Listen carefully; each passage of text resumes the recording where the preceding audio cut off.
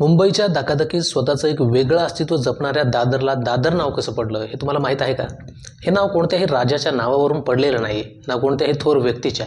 मग दादर नाव नेमकं आलं कुठून? तर दादरची ही ओळख चक्क इथल्या मातीच्या रचनेतून आणि भौगोलिक स्थितीमुळे निर्माण झाली आहे. पण या नावाचा नेमका अर्थ आणि त्यामागचा इतिहास नेमका काय आहे तेच आपण या व्हिडिओमधून जाणून घेणार आहोत.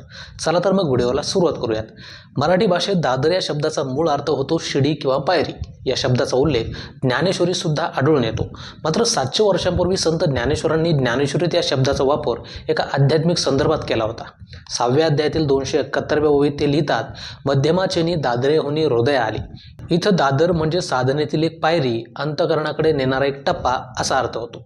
या उदाहरणावरून हा शब्द किती जुना, अर्थपूर्ण आणि बहुआयामी आहे हे दिसून येतं. पूर्वी मुंबई जेव्हा 7 वेगवेगळ्या बेटांमध्ये विखुरलेली होती तेव्हा आजचा दादरचा परिसर म्हणजे 2 बेटांना जोडणारा एक नैसर्गिक पूल होता.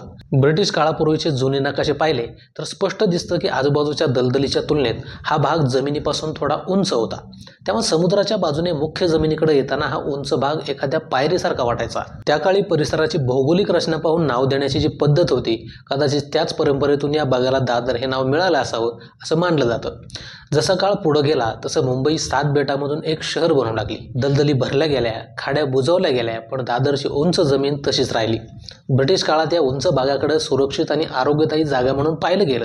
म्हणूनच इथं नियोजित वसाहती तयार झाल्या, रेल्वे स्टेशन उभं राहिलं आणि दादर हळूहळू मुंबईच्या मध्यवर्ती भागात बदललं. महत्त्वाची गोष्ट म्हणजे ब्रिटिशांनी अनेक ठिकाणांची नावं बदलली पण दादरचं नाव बदललं नाही, कारण हे नाव आधीपासूनच लोकांच्या वापरात होतं आणि ते इथल्या जमिनीच्या स्वभावाशी पूर्णपणे जुळणारं होतं. खरं म्हणजे मुंबई समजून घ्यायची असेल तर टोलेजंग इमारती पाहण्याआधी हे शब्द समजून घ्यावे लागतात, कारण या शहराचा खरा इतिहास अशा शब्दामध्ये आजही जिवंत आहे. जसा या जमिनीचा इतिहास दादर या शब्दात लपला आहे तसंच आपल्या जगण्याचा आणि मनाचा इतिहास काही आध्यात्मिक शब्दामध्ये दडलेला आहे. आपण ते शब्द रोज ऐकतो पण त्यामागची खरी ताकद आणि त्यांचा उगम शोधायचा मात्र राहूनच जातो. म्हणूनच मुंबईचा इतिहास ही सिरीज आज आपण इथंच थांबवत आहोत. यानंतर पुढच्या रविवारपासून आपण आध्यात्मिक शब्द, अर्थ आणि उगम ही विशेष सिरीज सुरू करत आहोत. जर तुम्हाला शब्दांचा अर्थ, उगम आणि इतिहास जाणून घ्यायला आवडत असेल तर भेटूया पुढच्या रविवारी एका नवीन शब्दासह आणि एका नवीन अर्थासह.